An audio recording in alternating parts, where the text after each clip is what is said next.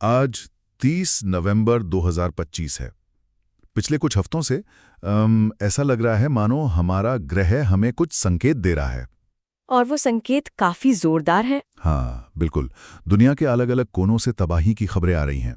कहीं जमीन कांप रही है, कहीं पानी सब कुछ निकल रहा है। और कहीं तो हजारों साल से सोया हुआ ज्वालामुखी जाग गया है। सही बात है। हमारे पास कुछ स्रोत हैं जो 2025 के अंत में हुई इन बड़ी घटनाओं का ब्यौरा देते हैं।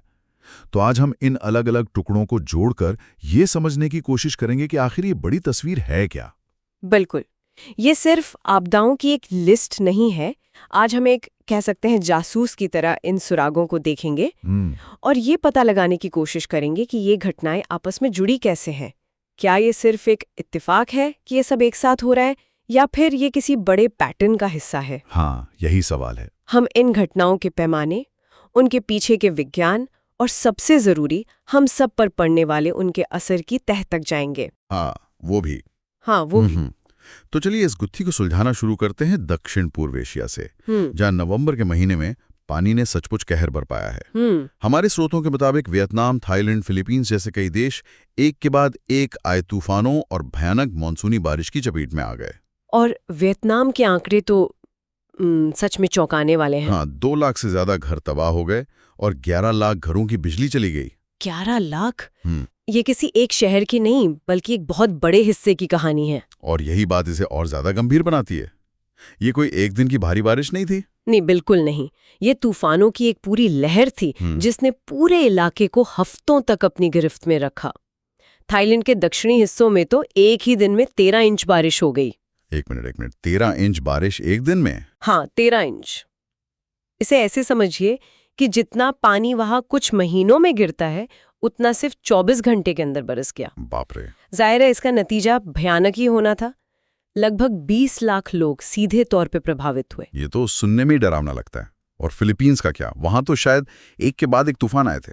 हाँ, फिलीपींस के लिए ये एक डबल अटैक जैसा था। अच्छा। एक तूफान की तबाही से लोग अभी संभल भी नहीं पाए थे कि दूसरे ने दस्तक दे दी। 200 से ज्यादा लोगों की जान चली गई। ये सिर्फ एक आंकड़ा नहीं है, ये 200 से ज्यादा परिवारों की ट्रेजेडी है। जब बुनियादी ढांचा मतलब सड़कें और पुल टूट जाते हैं तो मदद पहुंचाना भी नामुमकिन सा हो जाता है। सही बात है। मलेशिया में भी 11,000 लोगों को अपना घर बार छोड़कर सुरक्षित जगहों पर जाना पड़ा।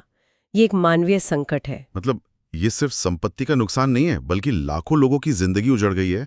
और इसका असर वो कितने समय तक रहता होगा? यही सबसे बड़ा सवाल है। इसका असर महीनों बल्कि सालों तक रहता है। सालों तक? हाँ, जब खेत पानी में डूब जाते हैं तो अगली फसल बर्बाद हो जाती है, जिससे पूरे इलाके में खाने पीने की चीजों की कमी हो सकती है। सड़कें और बंदरगाह तबाह होने का मतलब है कि व्यापार ठप हो जाता है। तो ये एक ऐसी चोट है जो बहुत धीरे धीरे बढ़ती है। ये सिर्फ एक प्राकृतिक आपदा नहीं, ये एक आर्थिक और सामाजिक आपदा भी है। तो जहां एक तरफ एशिया का ये हिस्सा पानी से जूझ रहा था, वहीं दूसरी तरफ जमीन खुद एक दूसरे देश में कहर बरपा रही थी। मैं बात कर रहा हूं म्यांमार की। 28 मार्च 2025 को मांडले के पास एक जबरदस्त भूकंप आया था। जबरदस्त शायद सही शब्द भी नहीं है इसके लिए। अच्छा? रिक्टर स्केल पर इसकी तीव्रता 7.5 से 9.5 के बीच थी। अब ये आंकड़ा सुनने में शायद उतना बड़ा न लगे, लेकिन इसे सही संदर्भ में रखना जरूरी है। बताइए। ये 2015 में आए नेपाल के विनाशकारी भूकंप से कई गुना ज्यादा शक्तिशाली था। इससे निकलने वाली ऊर्जा आप समझिए सैकड़ों परमाणु बमों के एक साथ फटने के बराबर होती है। सैकड़ों परमाणु बम? जी। ये म्यांमार के इतिहास में 100 साल से भी ज्यादा समय में आया सबसे ताकतवर भूकंप था। बाप रे, ये कल्पना करना भी मुश्किल है। तो जाहिर है तबाही भी बहुत बड़ी हुई होगी। बहुत बड़ी। 4,400 से ज्यादा मौतें हुईं, 11,000 से ज्यादा लोग घायल हुए और सैकड़ों लोग लापता हो गए जिनका शायद कभी पता भी ना चले। सबसे बड़ी चुनौती ये थी कि मुख्य भूकंप के बाद भी हफ्तों तक सैकड़ों छोटे छोटे झटके, जिन्हें हम आफ्टर शॉक्स कहते हैं, वो आते रहे। तो खतरा बना ही रहा। इससे जो इमारतें कमजोर हो गई थी वे भी ढह गईं और बचाव कार्य में लगे लोगों की जान पर भी बनाई। प्राचीन मंदिर, ऐतिहासिक इमारतें सब मलबे में तब्दील हो गईं। मतलब सिर्फ इमारतों का नहीं, बल्कि एक देश की सांस्कृतिक विरासत का नुकसान था। बिल्कुल। और इसका असर क्या सिर्फ म्यांमार तक ही सीमित था? इतनी ज्यादा तीव्रता का भूकंप तो आसपास के देशों में भी महसूस हुआ होगा। हाँ, जरूर हुआ। इसके झटके हजारों किलोमीटर दूर तक महसूस किए गए। पड़ोसी देश थाईलैंड, चीन और वियतनाम में भी इमारतों में दरारें आ गईं और लोग डरकर सड़कों पर निकल आए। ये हमें याद दिलाता है कि भूगर्भीय ताकतों के लिए देशों की सीमाएं कोई मायने नहीं रखती। तो बड़े भूकंप तो अक्सर सुर्खियों में आ जाते हैं, लेकिन हमारे स्रोतों में एक और घटना का जिक्र है जो शायद उतनी ही खतरनाक थी, पर उस पर ज्यादा लोगों का ध्यान नहीं गया। आप नेपाल की बात कर रही हैं? हाँ, नेपाल के पहाड़ों में हुआ हिमस्खलन। ये एक बहुत जरूरी बात है। हम अक्सर बाढ़ और भूकंप जैसी बड़ी आपदाओं पर ध्यान देते हैं, लेकिन हिमालय जैसे ऊंचे पहाड़ी इलाकों में बर्फीले तूफान और हिमस्खलन एक छिपा हुआ लेकिन जानलेवा खतरा है। सही। नवंबर 2025 में नेपाल के दोलखा जिले में ठीक यही हुआ। एक भीषण बर्फीले तूफान ने कई पर्वतारोहियों और उनके गाइडों को अपनी चपेट में ले लिया। और इनमें कुछ विदेशी नागरिक भी थे, है ना? हाँ, कुछ विदेशी नागरिक भी शामिल थे। और ऐसे दूर दराज के इलाकों में तो मदद पहुंचाना भी बहुत मुश्किल होता होगा। बेहद मुश्किल। खराब मौसम के कारण हेलीकॉप्टर उड़ नहीं सकते थे और जमीनी रास्ते बर्फ से ढके हुए थे। बचाव दल अपनी जान जोखिम में डालकर वहां पहुंचने की कोशिश कर रहे थे। इस घटना ने एक बार फिर उन समुदायों और लोगों के जोखिम को उजागर किया है जो इन खूबसूरत लेकिन खतरनाक पहाड़ों में रहते और काम करते हैं। हाँ, यहाँ आपदा से लड़ना सिर्फ तबाही से लड़ना नहीं है। नहीं, ये प्रकृति के सबसे कठोर रूपों से लड़ना है। तो हमने पानी और जमीन की बात की, अब एक ऐसी घटना पर आते हैं जो किसी साइंस फिक्शन फिल्म की कहानी लगती है। इथियोपिया में एक ज्वालामुखी फट गया। और इसमें हैरान करने वाली बात यह है कि ये ज्वालामुखी पिछले 10,000 से 12,000 सालों से शांत था। एक मिनट, क्या ये सच में संभव है? मुझे लगा था कि इतने समय बाद ज्वालामुखी हमेशा के लिए मर जाते हैं। यही तो प्रकृति का सबसे हैरान करने वाला पहलू है। भूवैज्ञानिक समय के पैमाने पर 10,000 साल बस एक छोटी सी झपकी जैसा है। अच्छा। हमारे लिए ये मानव सभ्यता का लगभग पूरा इतिहास है, लेकिन ग्रह के लिए ये बस एक पलक झपकने जैसा है। हेलीगूबी नाम का ये ज्वालामुखी मृत नहीं था, बस सो रहा था। और जब ये जागा तो इसका असर पूरी दुनिया ने महसूस किया। पूरी दुनिया ने?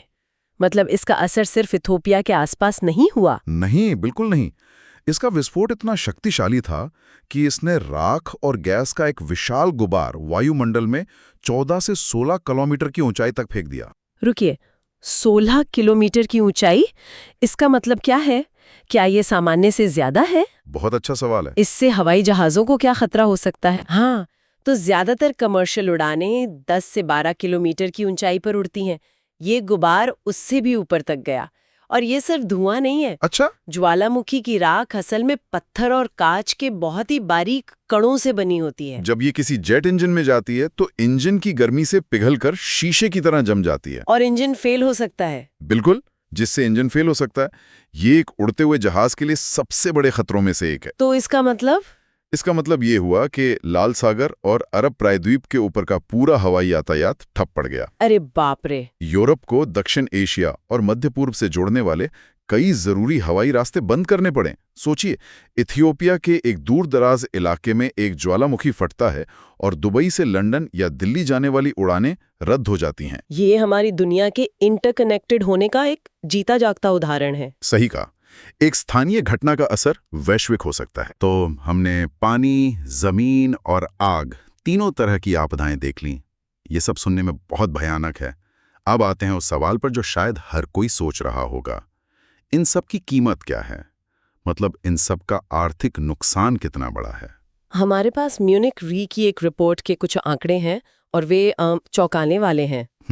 सिर्फ 2025 के पहले 6 महीनों में ही इन प्राकृतिक आपदाओं से दुनिया भर में 131 बिलियन अमेरिकी डॉलर से ज्यादा का आर्थिक नुकसान हुआ। 131 बिलियन डॉलर, ये रकम इतनी बड़ी है कि इसकी कल्पना करना भी मुश्किल है।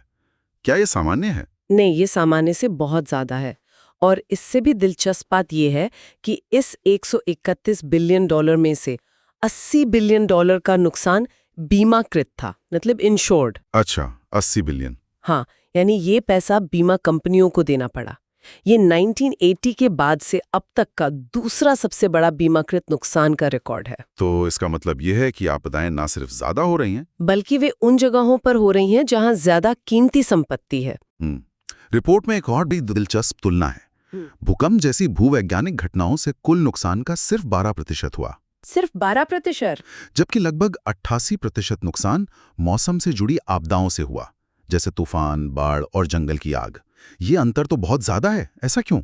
ये आज के दौर का सबसे बड़ा सवाल है हम्म। और विशेषज्ञ इसके 2 मुख्य कारण बताते हैं। ओके। पहला, जलवायु परिवर्तन। हम्म। हमारा ग्रह गर्म हो रहा है, जिससे मौसम का मिजाज ज्यादा उग्र और अप्रत्याशित होता जा रहा है। जहां बारिश होती है वहां बाढ़ आ जाती है और जहां सूखा पड़ता है वहां आग लग जाती है।